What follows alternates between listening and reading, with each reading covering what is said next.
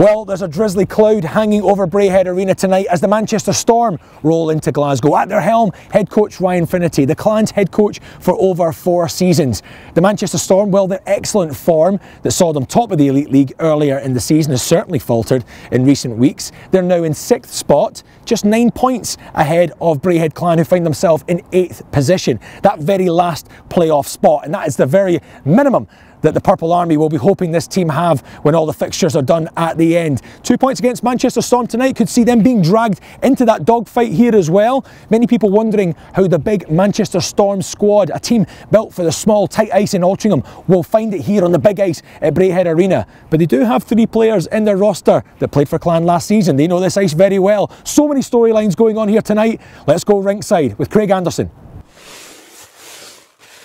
They're playing in their white jerseys tonight, Manchester Storm, shooting from the Zamboni into the Wall of Fame end. As they play it around, it's Luke Moffat. Comes back to Trends. Trends' effort hits the post. Face-off will be taken to the left of Ryan Nye's goal at the Wall of Fame end, in the corner nearest the Manchester Storm fans. If you've any familiarity with the arena here, here's Hammerlinen down the right-hand side. And Schofield dived for it to try and get something on it. There's going to be a penalty. He would have been impeded for that one. Up the left hand side to Becca, diagonal pass to Scott Pitt. Pitt's touch with the stick takes it behind him, the puck behind him. He retrieves it at the other side. He's still in possession of it. Tries to play it across the blue paint. Doesn't quite come for him. And the shot in. Moffat back on the ice for the visitors. Now it's Cameron Burke for Braehead down the left hand side. Tries to feed it across, takes a deflection. Moffat there to help sweep up for his team, but has it back now. It's Brooks. Brooks on the turn. Come off the mask of Mike Clementi, but Shane Backer has it in possession, but it goes too far for him. Tanaka inside to Peacock. Peacock goes on the outside, tries to send one in at the near post. Stannis had him covered all the way. That was one from the right hand side from McKenzie, and it just went over. 10 seconds remains of Chris Augier's penalty. And it's Doughty to Mbach down the left hand side. The goal comes off the mooring. With 1 second of that penalty remaining. One penalty to be Manchester win the draw. Stannis plays it along the blue line for Pitt. Long backhanded, finds Becca. Some save from Ryan Nye there, threw up his glove hand, deflected it away. That was a chance there from Manchester Storm. Good quick play from the visitors, ended with Becca. And now Becca has it again as the Storm once again look for the opening. Stannis tries one. A bit of a scramble. Manchester think they got it, and they have. I think it was Kieran Long that got the final touch on it. 1 or 2 Clan players arguing the point, at least requesting a look at goal line technology just to be sure. Brendan Brooks saying the goal was off, but the referee unmoved. Clan players converge on the Manchester zone.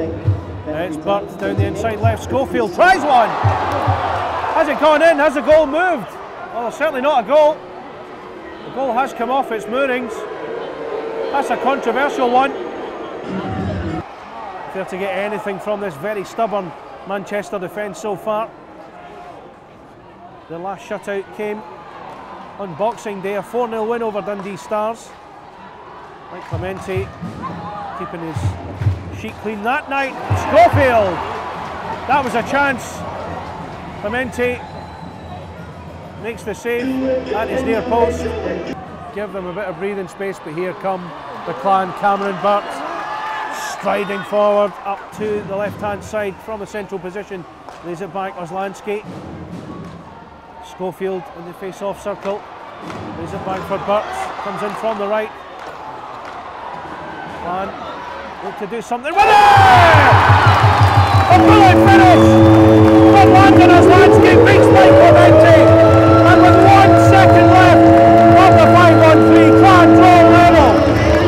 Wonderful finish from Landon Oslansky. Cameron Burke came starting forward after Dallas Earhart got rid of the puck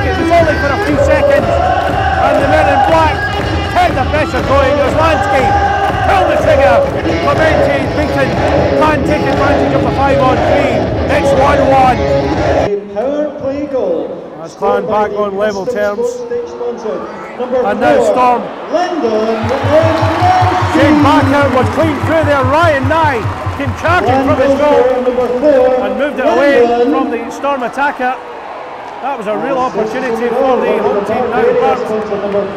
Lozlansky tries one again, it goes wide. And now it's Peacock down the right hand side. Time of the goal, 30 minutes. Tyler Schofield with the assist on that goal. Here's Bart, here's another chance.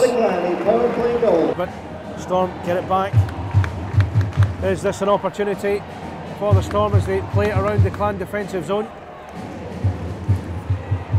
That's good work from Scott Pitt, plays it on the inside. And it's Matt Becker with the finish. That's going to be a sore one for the Clan fans. Scott Pitt playing on for Matt Becker. Becker making the finish.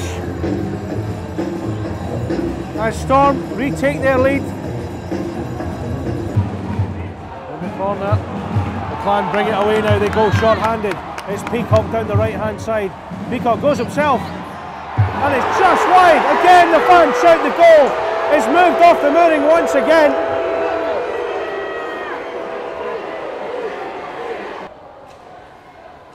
As it's Byers, backhanded pass, Moffat.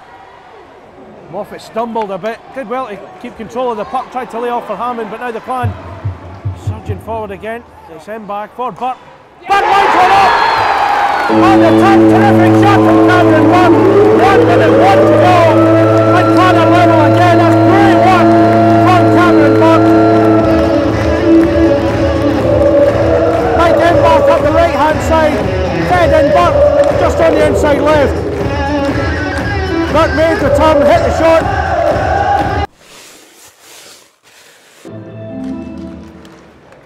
Storm win the face-off. And it's sent up down the left-hand side. It's Embark. Sends it across.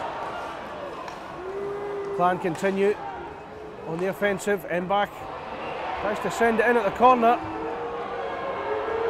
And again there's shouts that the goal has moved. Clemente pleads innocence. Feeds it into the centre, nobody there. That allows Clan to get in possession of it. It's Bjorklund down the right hand side now, makes the entry into Storm ice. And they're going to see a penalty. I think that was Luke Moffat. Clattered into Bjorklund, goes for interference. Penalty killing at the moment, Luke Moffat taking a seat for interference. Burt has it down the left hand side, makes the entry into Storm ice. Gets by Erhard, looks to cut it back for Schofield. The pass a bit too heavy for his teammate. It's a chance, and it's Erhard with the finish.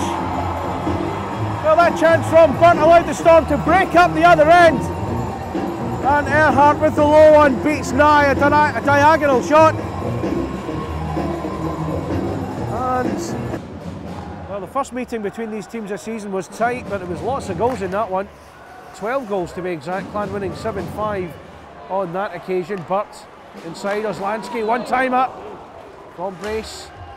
As Moffat returns to the ice now, Storm will have the man advantage for roughly 1 minute 40.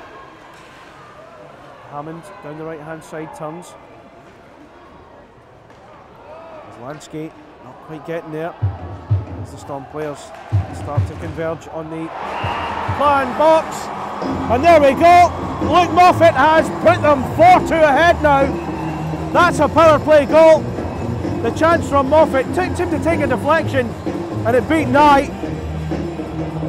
As the Storm build down the left hand side. It's McKinney, it's Kieran Long. Works hard, Shane Backer. Turns, face off circle, he's helped out by Fleming. Nye moves it away. They really are ramping up the pressure, Manchester Storm. Fleming into the glove of Ryan Nye, makes the save. And Lyndon Springer. Embark just makes the entry. Brace back to Embark, looks for Brace in the centre. Just goes wide, that was a chance. Looking for a penalty there. He felt there was an infringement by Shane Backer. But because Sheffield have more regulation time wins then they would remain above the Storm. That's a chance! It's fed in. Luke Moffat was the man just outside the crease. On the turn. Clan a bit slow to react to that one. That's surely the goal that kills off the Clan. Good. So Robert, first and foremost, a big welcome to Braehead Clan. It's been quite a hectic turnaround for you to get here, hasn't it? Yeah, it was. I flew in overnight, came in yesterday, but it's been a warm welcome. It's obviously not the result that you'd have wanted for your debut, but just give us your first reactions to the atmosphere and your initial thoughts. Yeah, it was a sold-out barn tonight, so that was a great feeling and great atmosphere out there. Yeah, it's a lot of fun. When you arrived tonight, what was the first thing that John Tripp said to you? You get thrown in there. Have you had much chance to practice with your teammates there? It was quite a kind of trial by fire, really, isn't it? Yeah, I just had the morning skate this morning, so yeah, they threw me right into the fire, but I think it'll be all right. So take us through a little bit of the game there. It was really tight, first period, second period, and then I guess the turning point with the short-hander there. Can you take us through that kind of moment in the game and what your thoughts were? Yeah, it's tough when they get a short-handed one like that near the end of the game. I think we should get a few more pucks to the net and stuff and we'll be all right, but yeah, when they get a short-handed one like that near the end of the game, then it's tough to turn around on that. Well, your first instincts as well with your line mates, it's difficult to get that chemistry straight away, but you're happy where you are and things started to click a little bit, certainly in the second period. Yeah, they're both very skilled players, so I think it'll be very good. It's exciting to play with those guys. They're very good. So Ryan, never easy coming back to a place that's your old stomping ground for 4 years, but it was really tight for 2 periods. That third period was the big difference tonight, wasn't it? Yeah, I think so. I think it was, for the first 40 minutes, there was 22 minutes in penalties. So, there wasn't a whole lot of flow, and I think it's tough for both benches. You got guys that are going a lot, and you got some that aren't getting the ice time. And third period opened up a little bit, and we enjoy 5-on-5 hockey. We feel, that's where we're most comfortable. We're pretty confident, and yeah, I think we get a big shorthanded goal there to take the lead, and then the time just kind of clicked away on them, and we were able to add a couple. And but we played a really good road game. I thought our guys did a really good job defensively. I thought our guys did a real good job kind of limiting your speed. You guys are one of the fastest teams in the league, and if you give them too much time and space, it'll hurt you. I thought we did a good job in the neutral zone of forcing them to dump pucks and put them in areas they didn't want to go, and we were able to grind out a result. Obviously, as you said, with so many penalties in the game, it does become about power play and penalty kill. Other than the 5-on-3, Storm did a really good job of that, didn't they?